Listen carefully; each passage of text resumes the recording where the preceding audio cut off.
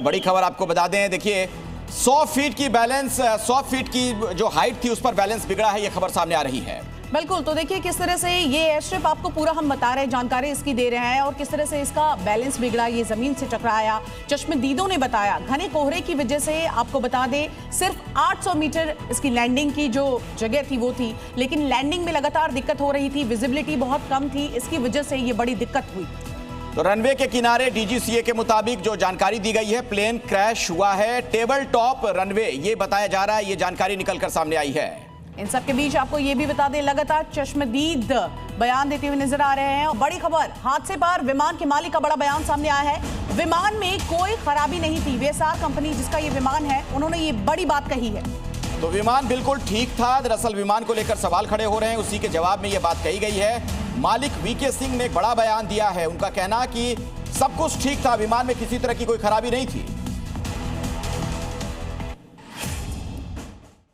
ना तो आप थे ना मैं था, कोई नहीं था, वो पायलट का डिसीजन था।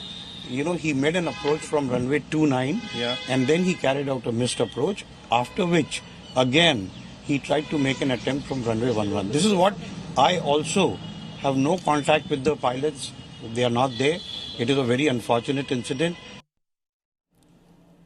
तो इस विमान को लेकर कई सवाल खड़े हो रहे हैं, इसके रखरखाव को लेकर, क्या किसी तरह की कोई तकनीकी खामी थी?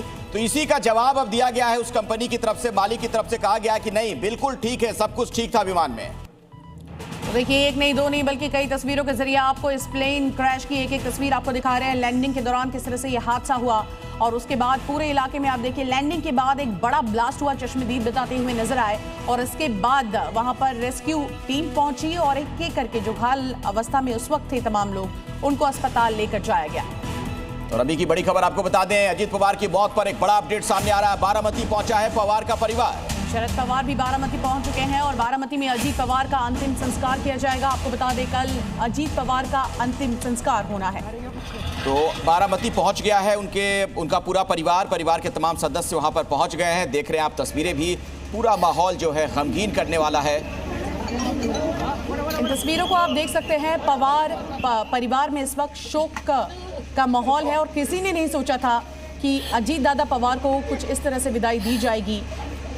इन तस्वीरों को देखिए, महाराष्ट्र के अलग अलग इलाके से हम आपको तस्वीरें दिखा रहे हैं और साथ ही साथ उनके समर्थक, उनके चाहने वाले, चाहे बारामती का घर हो या फिर सिल्वर ओक जो कि मुंबई में शरद पवार का घर है, वहां से लेकर मुंबई दफ्तर से लेकर जगह जगह पर, पुणे में जहां जहां वो सभाएं करते थे वहां समर्थक पहुंचे और हर कोई बस आखिरी झलक पाना चाहता है, आखिरी श्रद्धांजलि अर्पित करना चाहता है अजीत पवार को। तो अजीत पवार जिन्हें प्यार से उन्हें अजीत दादा भी कहा जाता था, कल अब उनका अंतिम संस्कार किया जाएगा।